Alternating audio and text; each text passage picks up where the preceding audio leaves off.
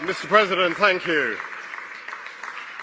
At the end of such a momentous event, the word thank you seems kind of inadequate. But for all the millions whose lives will be saved, for the communities where life will be transformed, thank you. So thank you, President Biden, for your outstanding...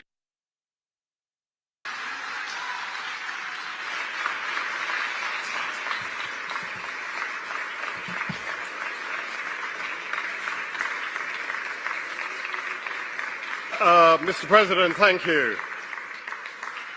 At the end of such a momentous event, the word thank you seems kind of inadequate. But for all the millions whose lives will be saved, for the communities where life will be transformed, thank you. So thank you, President Biden, for your outstanding...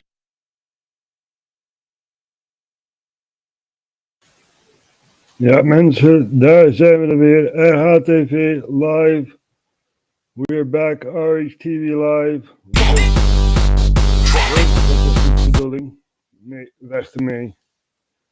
Zo, wel even leuk, dat muziek. Ja. Nou goed, we were watching President Biden. And, of course, we are live streaming from Maastricht. Yeah. So we're going to do something different here. We're going to talk Dutch politics, right? In English, so the international audience can understand what's happening in the Netherlands. So let's start off with last Tuesday, 20 of September, right?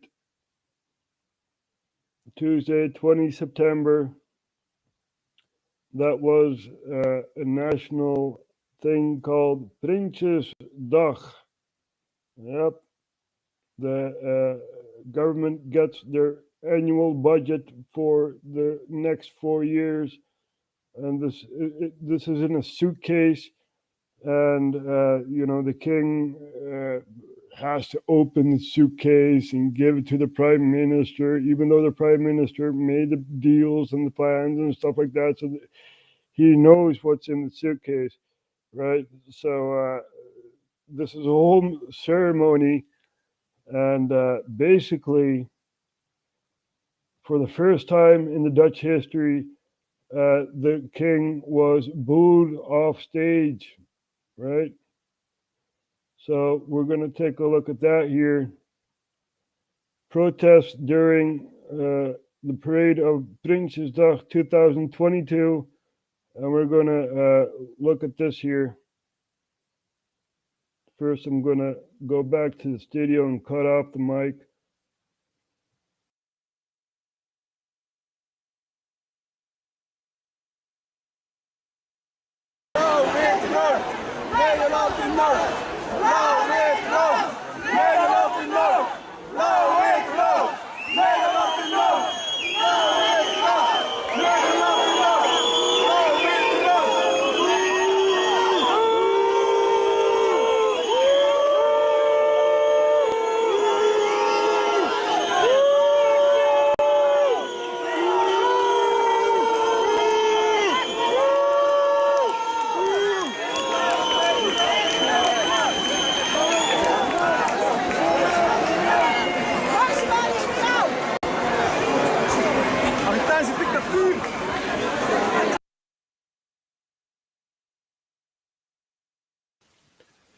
So we have that going on.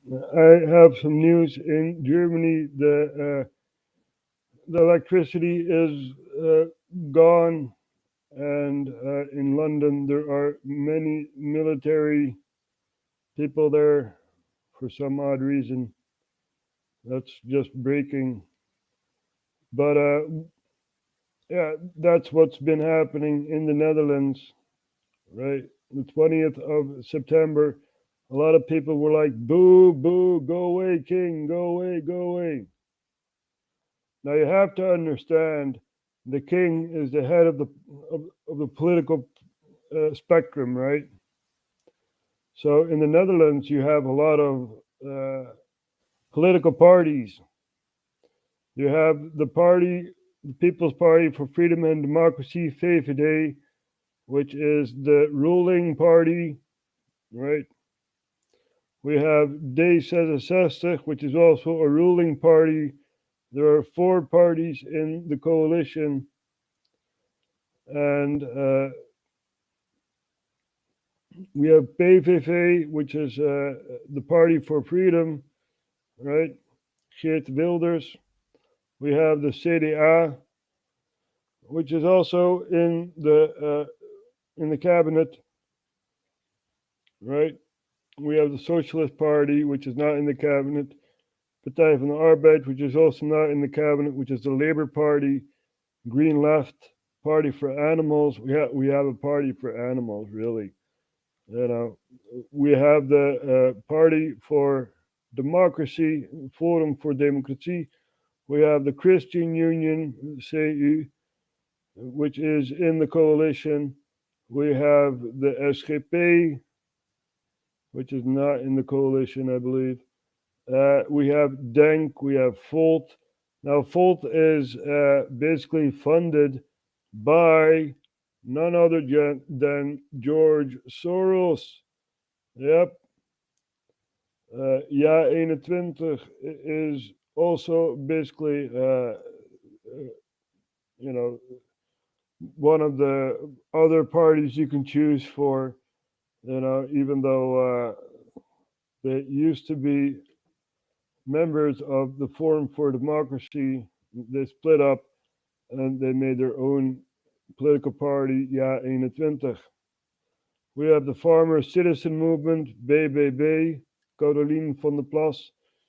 And we have Bijeen.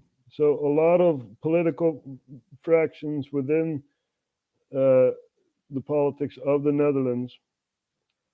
And there is one party which had a speech, and basically the cabinet left. You know, they were like, I'm gone, bye, I'm gone. So we're going to take a look at that. First, go back to the studio and cut off the mic.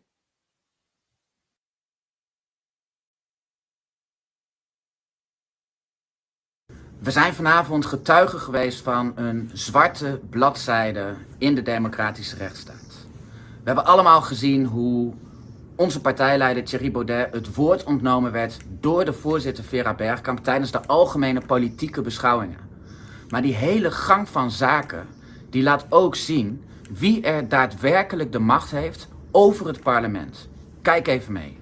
Een goed voorbeeld is St. Anthony's College in Oxford, waar Sigrid Kaag haar MPhil heeft gedaan. En wat weinig meer is in feite dan een opleidingsinstituut voor westerse geheime diensten. Dat wil dus zeggen voor precies de globalistische elites die achter de schermen onze levens willen plannen. Meneer Baudet, we hebben de afspraak gemaakt. Het gaat niet over de persoon. De minister is hier aanwezig als minister van Financiën. Het gaat er helemaal niet over waar zij gestudeerd heeft. Dus ik vind ook een soort complot over waar ze gestudeerd heeft, vind ik echt niet gepast. Nee, ik wil er ook niet over discussiëren. U gaat gewoon verder met uw betoog. Ja, u gaat verder. St. Anthony's College staat bekend als de Spy College in Oxford. U gaat verder. En dat is waar de Britse geheime dienst mensen recruteerde. Dat is een gegeven, dat is een feit. Kan iedereen verder opzoeken. Ja. En het laat zien hoe verbonden het marxisme was met de deep state. Al decennia en nog steeds. U rondt af, meneer Baudet. Nou, die mensen dus, die nu weglopen. Ja, die mensen, de erfgenamen van deze misdadige ideologie, die de Franse en Russische revoluties heeft veroorzaakt. Een ideologie die zich transformeerde tot cultureel marxisme in de tweede helft van de 20e eeuw. Die mensen hebben de agenda van het moderne globalisme bepaald. En ik kan niet begrijpen waarom de leden van het kabinet nu weglopen. Het is een feit dat Sigrid Kaag aan St. Anthony's College in Oxford heeft gestudeerd. En het is ook een feit dat dit een perfect voorbeeld is van de verbondenheid van geheime diensten, marxisme en de recrutering van een mondiale deep state. Ik schors de vergadering even.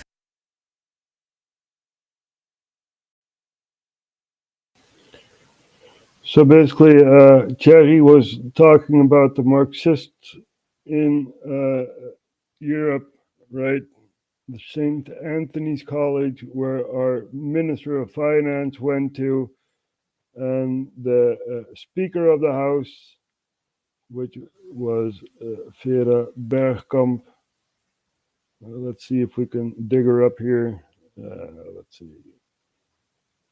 There she is, Vera Bergkamp, which is also a member of D66, the Democratic Party, so-called Democrat 66. And, she says, nope, you're not allowed to speak anymore, Cherry. You're not allowed to speak. Nope. We're not going to discuss, education from ministers that they had and stuff like that. So Cherry is not allowed to speak anymore. And this happened after Prinsjesdag. The opposition of the cabinet members go into the House of Parliament and they speak their concerns of the new budget that the cabinet has. And Cherry is not allowed to talk anymore. So we're going to take a look. And other members of the FVD party, right, Forum voor Democratie. Damn it, cats. Niet doen. Other members of the cabinet, like Gideon van Meijeren, which you just saw, he was like, Vera Bergkamp, this woman here, is basically choosing sides, right? So we're going to take a look. Even kijken. Hier is ook commentaar. Nederland kan ook de stroom uitvallen. Op een paar dagen geen water. Ook veel helikopters de laatste dagen gezien. De stroom kan elk moment uitvallen. Vannacht worden we wakker. En wat zal het zijn? Ja, there's someone expressing her concerns of no energy and stuff like that, blackouts. Yep, that's what we can expect as the Netherlands digresses into a hellhole, right? So we're going to take a look at the rest of the clip, what really happened. Het gaat niet over de persoon. De minister is hier aanwezig als minister van Financiën. Het gaat er helemaal niet over waar zij gestudeerd heeft. Dus ik vind ook een soort complot over waar ze gestudeerd heeft, vind ik echt niet gepast. Nee, ik wil er ook niet over discussiëren. U gaat gewoon verder met uw betoog. Ja, u gaat verder. St. Anthony's College staat bekend als de Spy College in Oxford. U gaat verder. En dat is waar de Britse geheime dienst mensen recruteerde. Dat is een gegeven, dat is een feit. Kan iedereen opzoeken. Ja. En het laat zien hoe verbonden het marxisme was met de deep state. Al decennia en nog steeds. U rondt af, meneer Baudet. Nou, die mensen dus die nu weglopen. Ja, die mensen, de erfgenamen van deze misdadige ideologie. Die de Franse en Russische revoluties heeft veroorzaakt. Een ideologie die zich transformeerde tot cultureel marxisme in de tweede helft van de 20e eeuw. Die mensen hebben de agenda van het moderne globalisme bepaald. En ik kan niet begrijpen waarom de leden van het kabinet nu weglopen. Het is een feit dat Sigrid Kaag aan St. Anthony's College in Oxford heeft gestudeerd. En het is ook een feit dat dit een perfect voorbeeld is van de verbondenheid van geheime diensten, marxisme en de recrutering van een mondiale deep state. Ik schors de vergadering even voor een moment.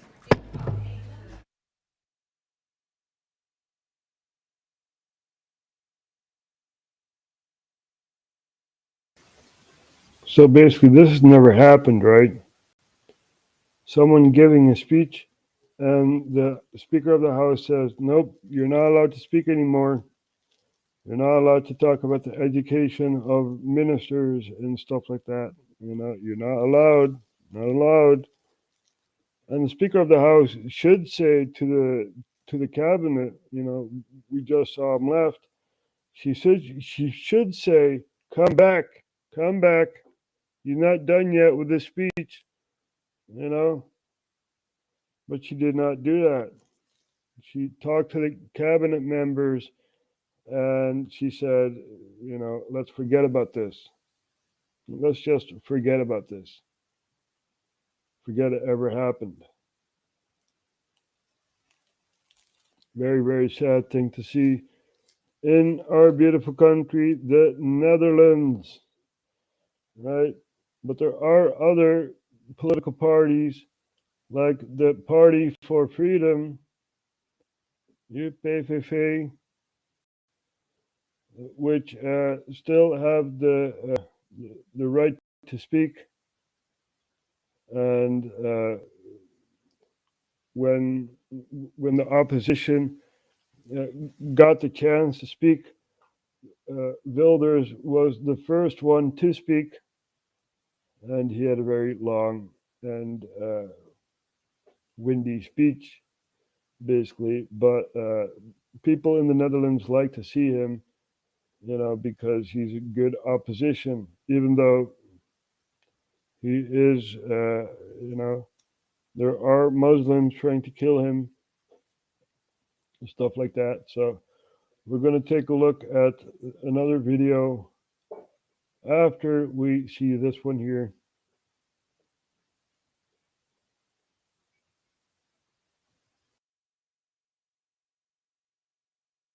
Heropende vergadering. Stel voor dat we schorsen nu voor een dinerpauze tot kwart. Wacht. Er zit niemand meer in vak K, dus dat is voor mij de reden om te schorsen nu voor een dinerpauze.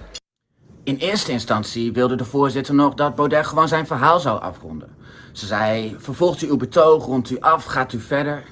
Maar toen besloten de leden van het kabinet op schaamteloze en respectloze wijze om de zaal te verlaten. En om die reden zei Vera Bergkamp dat ze ging schorsen. Tijdens die schorsing, die lang duurde, was iedereen in verbijstering en was Vera Bergkamp met de leden van het kabinet in gesprek. En na die schorsing, toen was ze in één keer compleet van gedachten veranderd. Ik heropen de vergadering. Ik wil aan de leden weer vragen om een plaats in te nemen. Ik heb even overleg gehad met de minister-president en die wil graag eerst even een reactie geven. Ja, voorzitter, kijk dat leden van deze Kamer soms de grenzen opzoeken van wat je betamelijk vindt in een debat, dat hoort ook bij het parlementaire debat. Maar op het moment dat een van de collega's van het kabinet wordt verweten, wat zojuist haar is verweten, dan zijn we de grens overgegaan. Dat vind ik onacceptabel. Ik begrijp ook hoor, de procedure is dat als nu het kabinet wegblijft, het debat niet door kan gaan. Dus daarom dat ik in overleg met het kabinet heb gezegd, dan ga ik hier weer zitten. Maar heel bepalend zal zijn wat er nu verder gebeurt ook in het debat. Maar bepalend zal zijn wat er nu verder gebeurt in het debat? Bepalend waarvoor? Waar heeft hij het over? Is dit een verkapt dreigement? Direct daarna stelde Vera Bergkamp de heer Baudet voor een hele opmerkelijke keuze.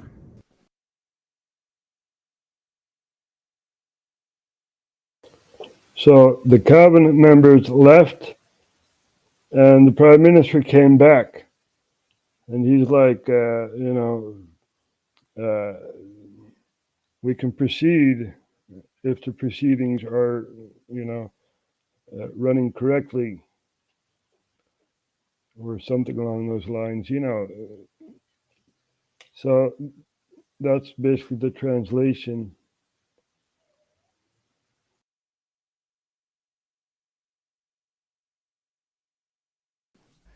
Ik wil aan de heer Baudet vragen om de woorden die hij net gericht heeft aan de minister van Financiën terug te nemen. Ja, dat is mijn verzoek aan u, meneer Baudet. Ik heb helemaal geen woorden gericht aan de minister van Financiën. Ik heb gezegd, waar ik 1000% achter sta, dat er een versmelting is ontstaan in de jaren 70 en 80 tussen aan de ene kant marxistische universiteiten en aan de andere kant overheden. En een schoolvoorbeeld van die versmelting is het elitaire St. Anthony College, waar de Britse overheid jarenlang haar top officials heeft gerekruteerd. Overigens is dat precies het college waar Sigrid Kaag gestudeerd heeft. Dat is wat ik heb gezegd. Hoe kan iemand daar aanstoot aan nemen?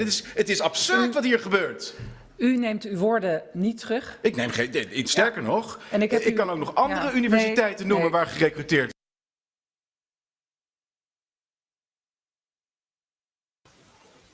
So she's saying you can go on with your speech if you take back those words. You know that the Minister of Finance comes from the St. Anthony's College, right?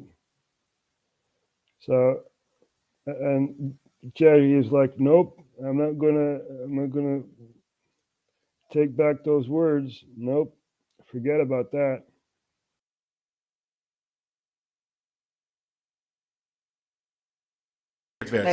Nee. Harvard bijvoorbeeld. We hebben hier met elkaar de afspraak gemaakt, meneer Baudet, om niet op de persoon, niet een soort verdachtmaking van... Nee, laat mij uitpraten. Geen verdachtmakingen richting de minister van Financiën. Nou, ik heb net de reactie ook gehoord van de minister-president. Ik ben ook even in contact geweest met een aantal leden van het kabinet. En dit is gewoon een afspraak die we met elkaar gemaakt hebben. Dus ik betreur het zeer, maar ik ontneem u het woord. U mag niet meer meedoen aan de beraadslaging vandaag. En ik schors de vergadering voor een dinerpauze. Nee. Ze draait er niet eens meer omheen. Ze zegt, ik heb tijdens de schorsing gesproken met een aantal leden van het kabinet en dit is de afspraak, ik ontneem u hierbij het woord. Dus in welke situatie zijn we nu beland? Niet de Kamer bepaalt wat er in de Kamer gezegd wordt. Nee, de leden van het kabinet, die bepalen wat er nog in de Kamer gezegd mag worden. Van machtenscheiding tussen regering en het parlement is geen enkele sprake meer. De Kamer is in de greep van de regering. Dit is onacceptabel. Hier wordt gezaagd aan de stoelpoten van de democratische rechtsstaat. Voor zover daar überhaupt ook nog maar een beetje sprake van was. Wij gaan dit niet accepteren. Wij blijven hier tegen strijden. Steun ons. Word...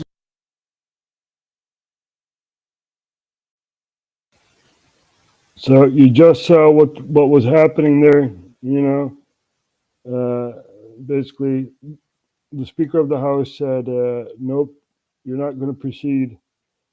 So that's what's happening in our beautiful country, the Netherlands. Now let's take a look at another opposition party, the Party for Freedom, right?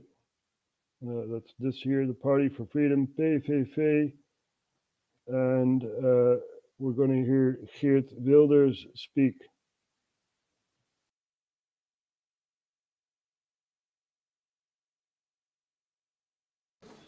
In de Amerikaanse staat New York.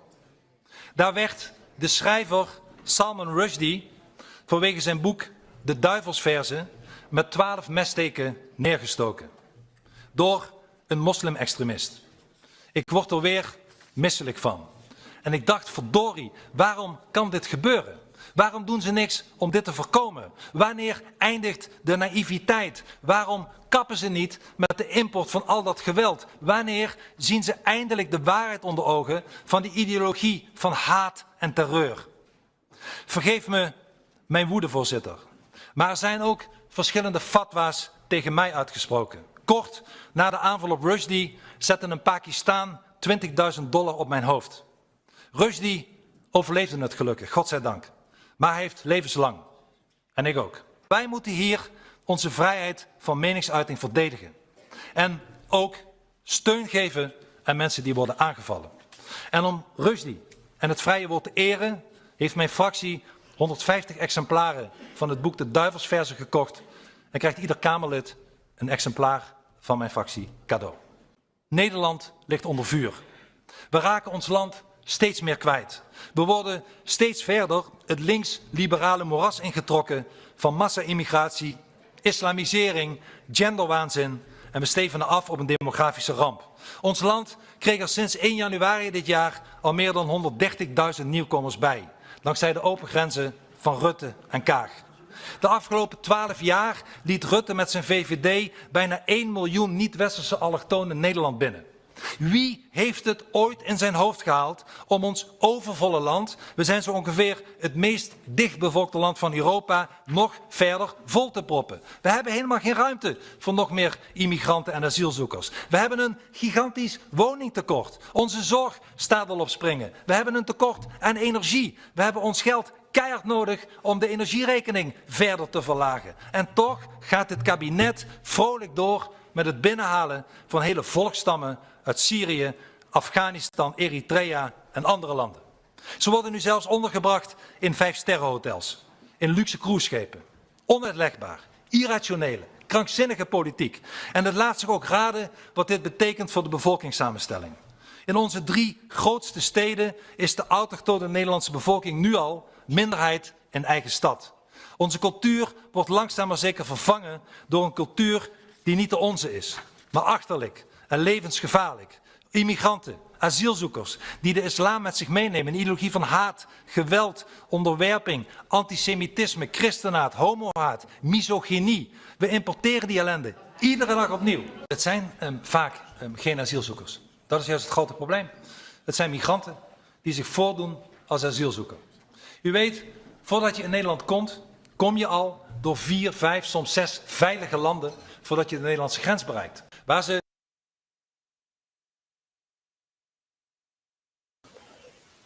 So Wilders is basically saying, right, there are other countries that people pass through, like, say, for instance, Germany and Belgium and other countries where it's safe, you know. And Wilders is like, wait a minute. All these people come from Syria and, you know, war-torn countries. And they have to go through all these countries to get to the Netherlands. So they're not asylum seekers, they're migrants, right? They migrate from one country to another. So he's correct on that.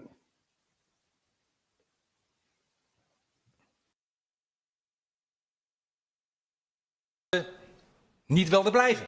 Waarschijnlijk omdat de uitkeringen niet hoog genoeg waren. Waarschijnlijk omdat ze niet meteen een huis kregen. Waarschijnlijk omdat de vrouwen niet blond genoeg waren. Ik weet niet wat de redenen zijn, maar ze zijn doorgegaan vanuit 4, 5 landen tot ze in Nederland waren.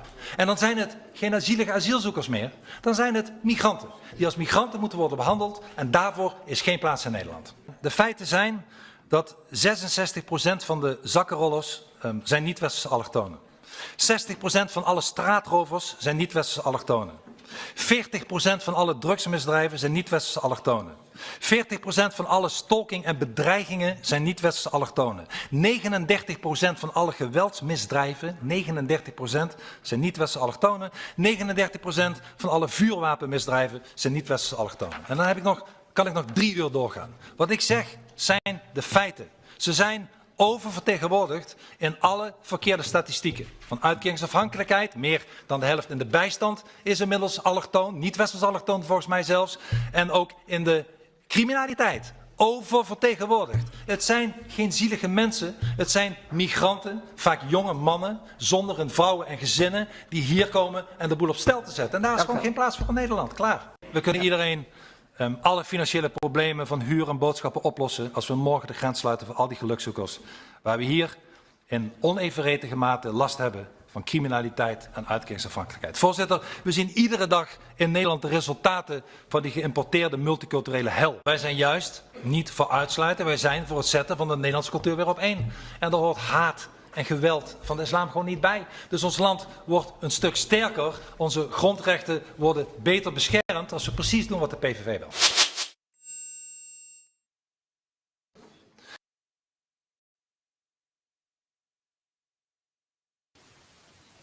So there you have it, right? Party for freedom. Now, the Netherlands is in fire. You know, the whole country is basically, you know, on fire, as I said before, right? People are booing the king. People have no trust in government and stuff like that. Now, you may say it's a crisis, right? It's a very big crisis in the Netherlands. Now, where is our prime minister? Our prime minister is at the United Nations General Debate, 77th session, right? our prime minister is in New York, right? So let's go over to New York and here you have New York, where you have the basically the United Nations. And who made the United Nations? David Rockefeller, the Rockefeller family. Now let's see what David Rockefeller had said, right? For more than a century, ideological extremists at either end of the political spectrum have seized upon well-publicized incidents such as my encounter with Castro to attack the Rockefeller family for the inordinate influence they claim we wield over American political and economic institutions. Some even believe we are part of a secret cabal working against the best interest of the United States, characterizing my family and me as internationalists and conspiring with others around the world to build a more integrated global political and economic structure. One world, if you will. If that's the charge, I stand guilty and I am proud of it. David Rockefeller, right? Rockefeller Plaza and all that, you know, over there in New York. So basically, you have a guy trying to take over the world. Here's another quote. We are grateful to the Washington Post, the New York Times, Time Magazine, and other great publications whose directors have attended our meetings and respected their promises of discretion for almost 40 years. Right? 40 years they had these meetings, and nope, don't talk about it. Do not talk about the meetings. It would have been impossible for us to develop our plan for the world if we'd been subjected to the delights of publicity during those years. But the world is more sophisticated and prepared to march towards a world government, right? World government. The supranational sovereignty of an intellectual elite and world bankers is surely preferable to the national autodetermination practiced in the past centuries. You see, this is what they want. They want to build a world government, right? A new world order. Yeah, you heard me, right? Not my quote. It was George Bush who said that. So we're going to take a look at our prime minister in New York, towing with the Rockefellers, probably partying, stuff like that, you know. And we're going to take a look at what he needs to say at the United Nations.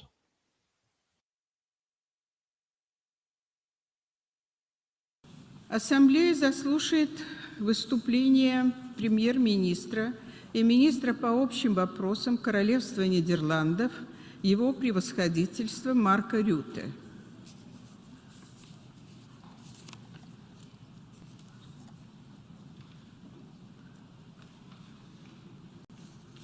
Я с большим удовольствием приветствую премьер-министра и министра по общим вопросам Королевства Нидерландов, его превосходительство Марка Рюте.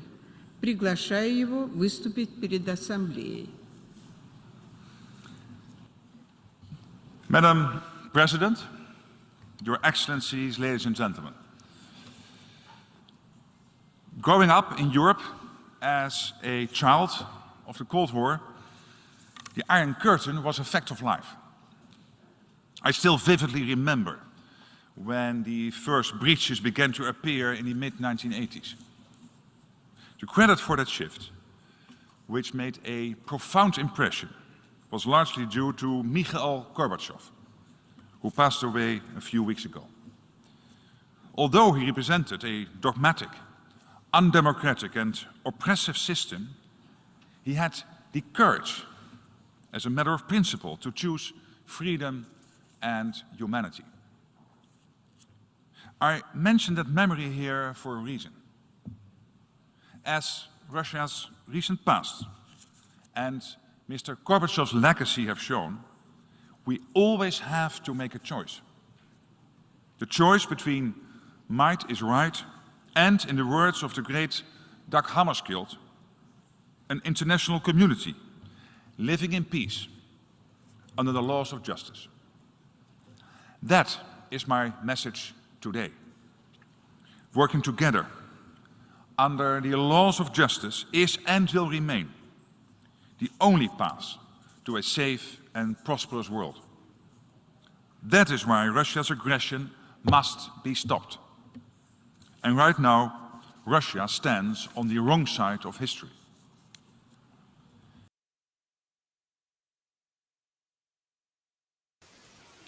You, Prime Minister, you are on the wrong side of history.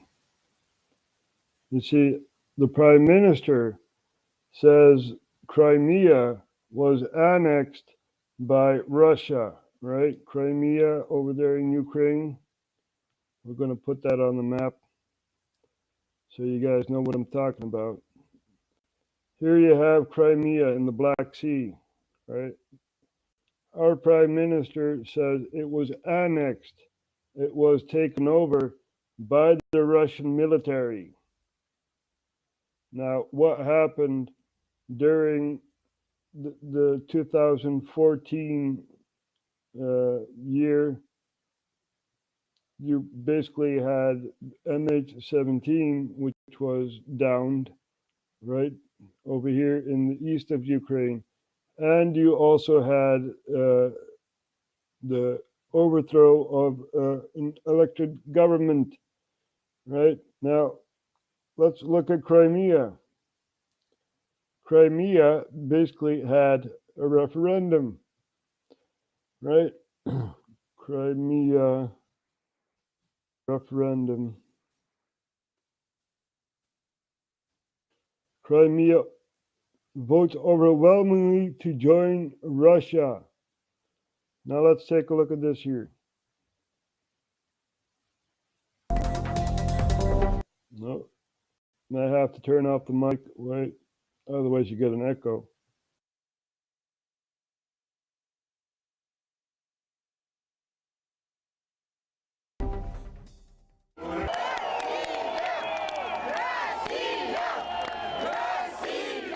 Crimeans voted overwhelmingly on Sunday to break away from Ukraine and join Russia in a referendum the West condemned as illegal. With half the ballots counted, 95.5% of Crimea residents voted to break away from Ukraine, according to local officials. Ну, сегодня, как у всех севастопольцев, ощущение праздника. Праздника воссоединения с нашей истинной родиной России. В принципе, мы никогда от нее и не отходили, и себя также и чувствовали. Crimea's government said voter turnout was strong throughout the peninsula, which is dominated by ethnic Russians who see the referendum as an opportunity to return Crimea home and to receive more economic support for an area dependent largely on tourism.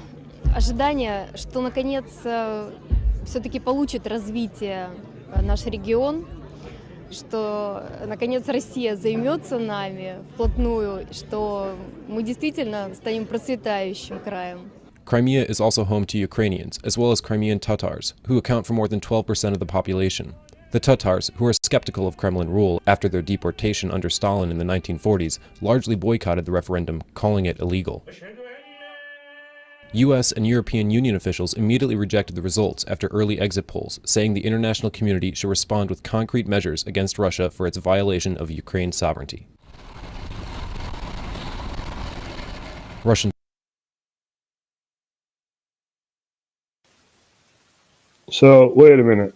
You have a region within Ukraine having a referendum to choose to vote to join Russia, right?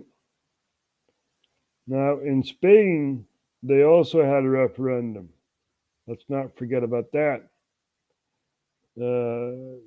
Catalonia referendum.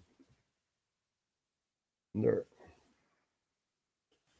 So, and people were bleeding. The government said, do not vote. Do not go to the voting station. You know? So people were actually bleeding and stuff like that. We're going to take a look at this clip here from Al Jazeera 4 years ago. This is how they think about referendums, right? Over here in the European Union. So we're going to take a look at this. Go back to the studio and cut off my mic.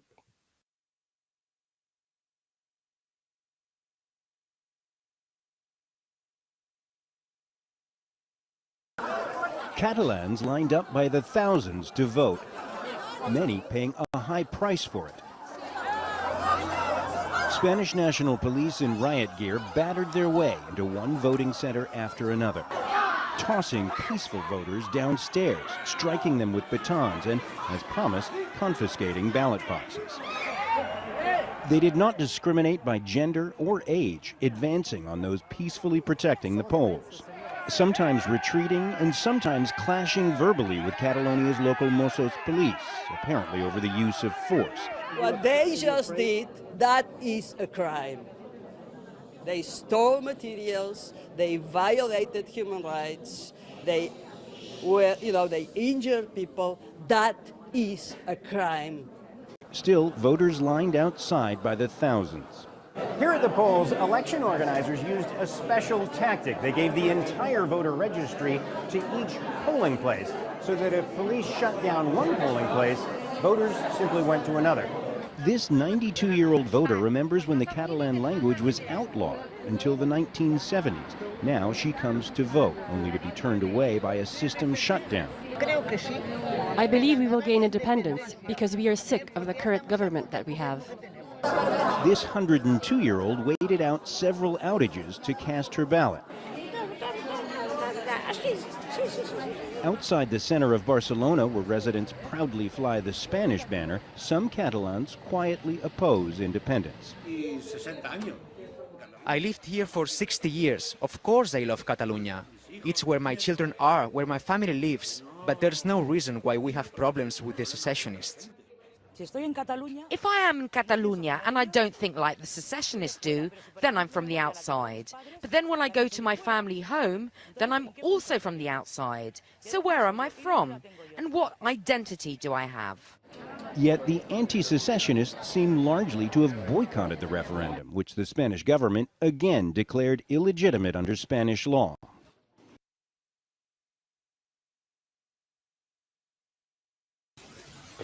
So there you have it, right? We saw the woman in bleeding, stuff like that, in the beginning of the clip. Let's see if we can bring it back. There she is, bleeding, and the police are beating a lot of people. Nope, don't go vote. Nope. And this was about Spain, right? Catalonia, which is over here at the coast. This here is Catalonia, Barcelona, and stuff like that, you know. So they wanted to succeed from Spain, and they were not allowed to succeed from Spain. You see, Spain is also a part of the EU, and the EU does not want referendums. Nope. You guys remember what happened in Ireland? Probably the Irish people that are listening do know. You voted twice, 2 times for the European Constitution, right? First, you voted no, we don't want a European Constitution.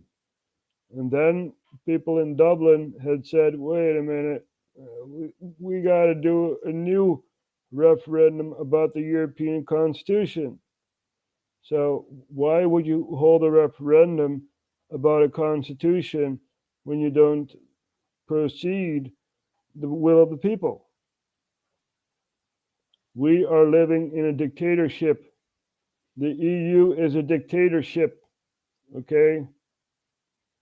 So our prime minister is full of it. You know, he's full of it. So let's see who is the enemy right here, right over here in Ukraine. Who is the real enemy? Now, what happened in 2014, as I've said before, right? There was a coup going on in 2014. We have Victoria Nuland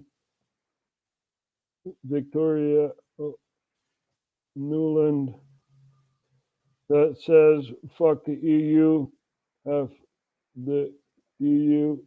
There you go.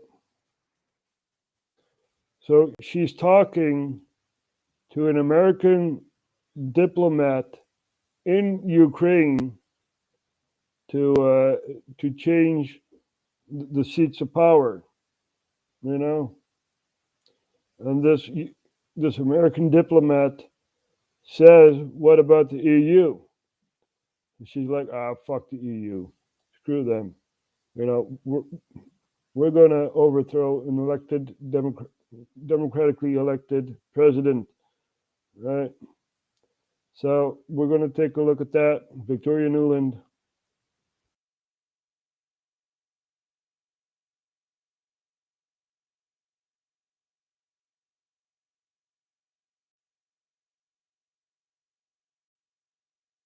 When you're a high-ranking official talking about diplomatic efforts in Ukraine, the last thing you want to do is drop your guard. So that would be great, I think, to help glue this thing and have the UN help glue it and, you know, the EU. But that is exactly what reportedly happened between US Assistant Secretary of State Victoria Nuland and US Ambassador to Ukraine Jeffrey Pyatt. The exchange has since surfaced online, including the crude swipe at the European Union. The audio clip of a woman and man, said to be Nuland and Pyatt, hears them discussing strategies to work with the three main opposition figures. I don't think Klitsch should go into the government. I don't think it's necessary. I don't think it's a good idea. In terms of him not going into the government, just let him sort of stay out and do his political homework and stuff. I'm just thinking in terms of sort of the process moving ahead, we want to keep the moderate Democrats together. The problem is going to be Tony Book and his guys. And, you know, I'm sure that's part of what Yanukovych is calculating on all of this. I think Yats is the guy who's got the economic experience, the governing experience. He's the guy, you know, what he needs is Klitsch and Tony Book on the outside. He needs to be talking to them 4 times a week, you know. I just think Klitsch going in, he's going to be at that level working for Yatsenyuk. It's just not going to work. There is a suggestion for Nuland to contact Klitschko directly to play to his top dog sensibilities, while Nuland refers to getting the United Nations involved in a political solution. And that's where the unfortunate comment arises. I'm obviously not going to comment on private diplomatic conversations.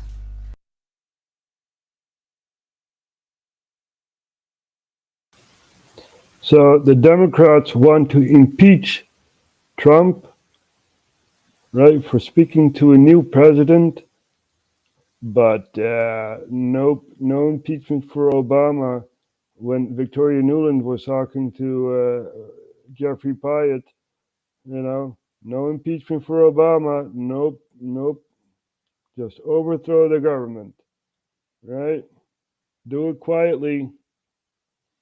You know, we have learned from Iraq. You know, we got to do this quietly. So this is what's been happening in Ukraine. A change of power in Ukraine. Now, you have a right-hand government, basically, and they're ultra-nationalists, right? So Ukraine is divided in two. You have the western part that's for the EU. You have the eastern part, which is mainly for Russia, right? So this is what happened, you know, and with this ultra-national government they say Russian is not allowed on the streets of Kiev and other cities within Ukraine. And when people do talk Russian, you know, they get beat up by the cops and stuff like that. So this is what's been happening, and in the past 7 years, the east of Ukraine is under attack by Kiev because they're trying to take over the region. You know, the Donbass says, we don't want to be part of Kiev. We don't want to be part of the coup government. So this is what's going on, right? Zelensky is just a puppet for the US. And basically, there's a war going on between NATO, which are the European countries, right, and the US, and Russia. And they're using Ukraine as a battlefield, right? So this is what's going on, people. And the Dutch Prime Minister says Russia is bad, Russia this, Russia that. You know, it's amazing. So we're going to take a look at what has been said at the UN by our Prime Minister.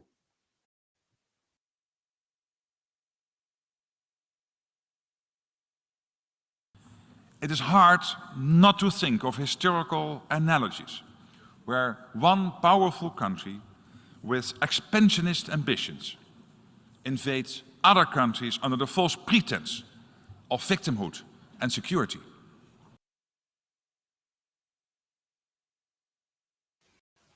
Wait a minute.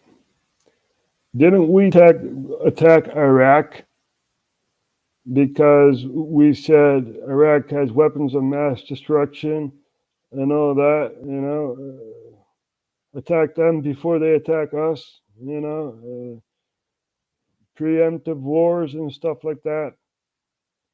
So Russia is not allowed to do that, but NATO and the Western allies are allowed to attack Libya. They're allowed to attack Syria, right, per proxy, right? They're allowed to attack Iraq. They're allowed to attack Yemen, which is still under attack. The Houthis still haven't left Sana'a. So, you know, we are allowed to attack other countries, but Russia is not allowed to attack a neighboring country, you know, with ultra-right nationalists beating up Russian-speaking Ukrainians and stuff like that. That is not allowed. So who is the bad guy on this playing field here, right? And who does our Prime Minister choose for? We are supposed to be, you know, independent. We're not supposed to give weapons to Ukraine and stuff like that. And a lot of money, 80 million euros, goes to Ukraine.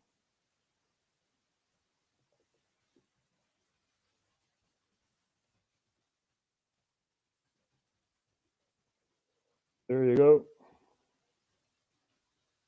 Nederland zegt 80 miljoen euro extra aan steun toe. So the Netherlands says 80 million euros for support, right? So who is on the wrong side of history? Our Prime Minister is. He's a war criminal. He attacked Syria, right, per proxy, Debat al-Samia. En Nederland gaf steun aan jihadisten in Syrië.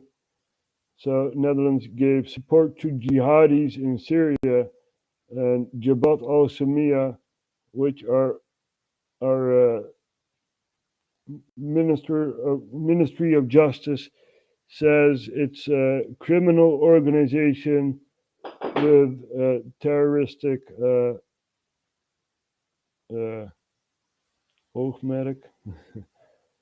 Criminal organization, and they're also terrorists, you know. So, and we gave, Netherlands gave 22 groups who had weapons and stuff like that. And, you know, we gave 25 million to those groups. So this is what happens, people. And our prime minister is supporting the wrong side. Okay, I'm going to take a look at what he has to say this live.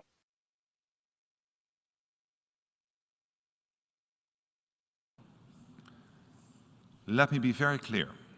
Russia is not the victim here. It is the aggressor. And the whole world knows it. No one was invading Russia. No one was threatening the Russian people. The people.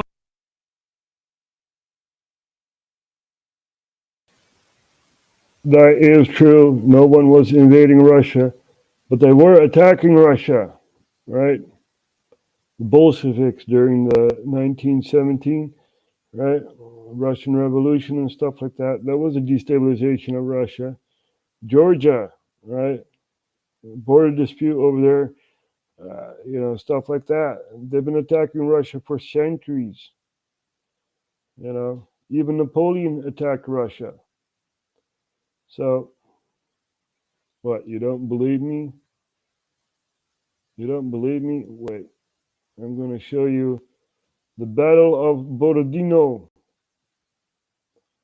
Battle of Borodino. There you go. Napoleon's bloodiest day, Borodino, which is in Russia, right? So we're going to take a look at this here and see who is the aggressor.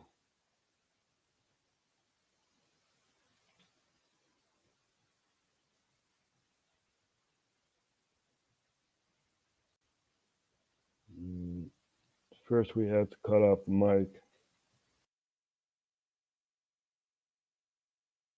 Magellan TV, the documentary streaming service.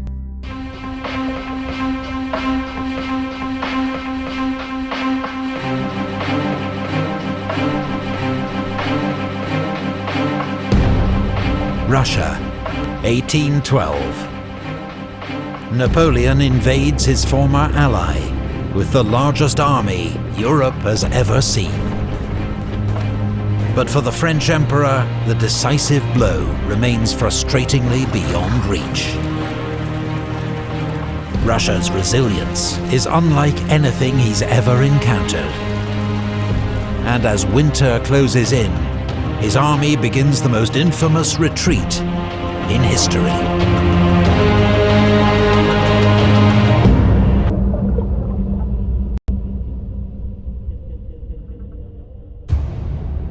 September 1812.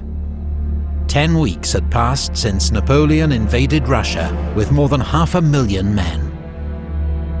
The French Emperor wanted a quick victory over the Russians, one that would force Emperor Alexander to make peace and agree to French terms. But at Vitebsk and then Smolensk, the outnumbered Russian army had narrowly escaped his clutches. The holy city of Smolensk had been virtually destroyed.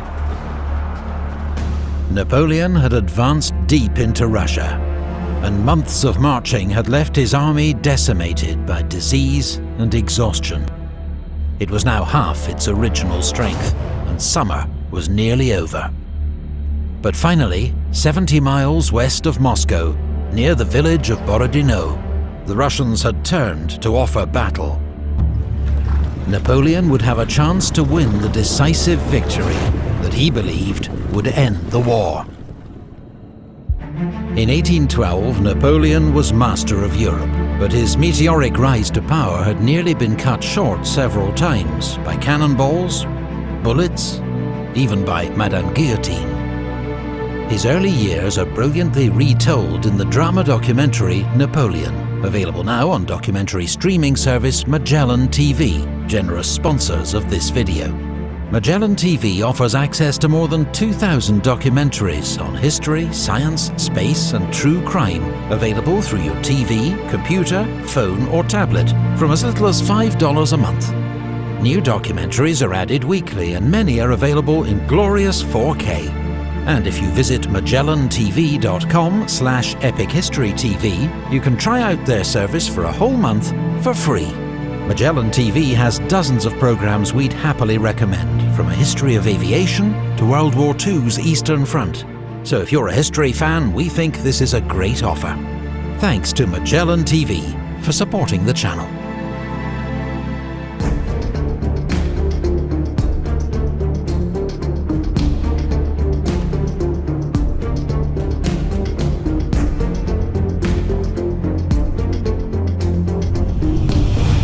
The Russian army, commanded by the 67-year-old one-eyed veteran General Kutuzov, occupied a defensive position across the two main roads leading from Smolensk to Moscow.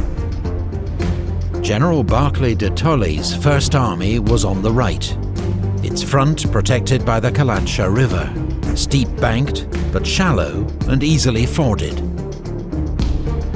Prince Bagration's Second Army was on the left, a more open position but reinforced by major earthworks, the Great Redoubt, and what the French nicknamed, for their shape, the Flèche, the arrows. Another forward redoubt at Shevardino was expected to delay the enemy's advance.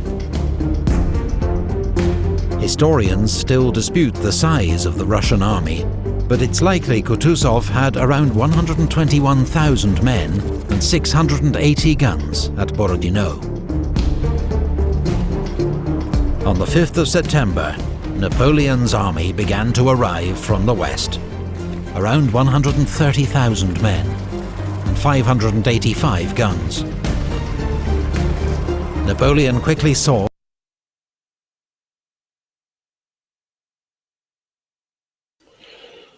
So there you have it, people. Right, Napoleon invaded Russia. There were Ukraine was not existent yet, Belarus also, and stuff like that. So they were in Russia, and they basically lost. Right, every war against Russia, people lose. So what happened? They basically put in a puppet government to lure Russia out of the country, right? And this is basically what's been going on. And now Putin says the reserves have to come, which means, they're basically losing the battle. They could have won the battle easily if Ukraine was not supported by the Netherlands and other European countries. So that's it for today. We'll be back on Sunday, right? And I thank you all for watching. Like, share, and subscribe. If you're watching this for the first time, this is RHTVLive giving you geopolitics in Dutch and in English, even though the whole episode today was in English. But I guess there were some Dutch people that did understand it. So, and indeed, we are in distress. The flags are upside down. And our Prime Minister, this liar here, he doesn't even notice. He doesn't care. Only thing he cares for is his great speeches at the United Nations and European Union and stuff like that, This guy likes to be on stage. Let's put him in prison, like Trudeau and other World Economic Forum puppets. So I thank you all for watching, and we'll see each other next time. I'll be back on Sunday.